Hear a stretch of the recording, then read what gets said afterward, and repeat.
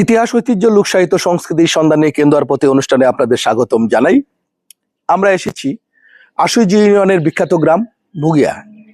বুগিয়া গ্রামের কৃতি সন্তান আব্দুল সাত্তার খান।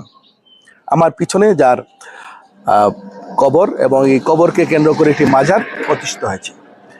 এই গুণী ব্যক্তিটি 1948 সালে জন্মগ্রহণ করেছিলেন এই গ্রামে। নিকটস্থ প্রাইমারি স্কুলে তিনি প্রাথমিক বিদ্যালয়ের পড়াশোনা শেষ করেন। তারপরে আশুজিয়া জেএনসি উচ্চ বিদ্যালয় থেকে তিনি এসএসসি পাশ করেন। 1970 সালে তিনি 18বাড়ি কলেজ থেকে ইন্টারমিডিয়েট পাশ করেন।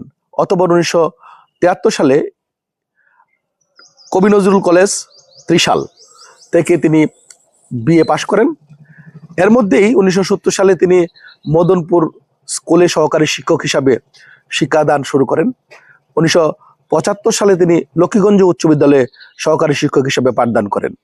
এর মধ্যে 1975 সালে তিনি সোনালী ব্যাংকে ক্যাশিয়ার পদে যোগদান করেন।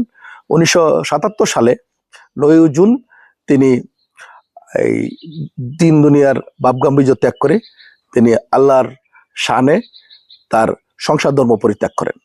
এর মধ্যে তিনি কিশোরগঞ্জের পাগলা মসজিদে শরীয়তের বিধি বিধান অবলম্বনে তিনি ইসলাম ধর্মের অনুশাসন পালন এবং লালন করার মধ্য দিয়ে নিজেকে সমৃদ্ধ করেন। মৃত্যুর পূর্ব পর্যন্ত তিনি আশেপাশের বিভিন্ন অঞ্চলে ছড়িয়ে ছিটিয়ে ছিলেন বিভিন্ন রূপে। 2020 সালের 28 নভেম্বর তিনি মৃত্যুবরণ করেন।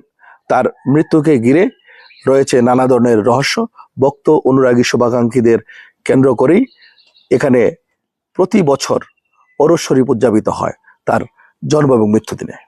সকলকে ধন্যবাদ।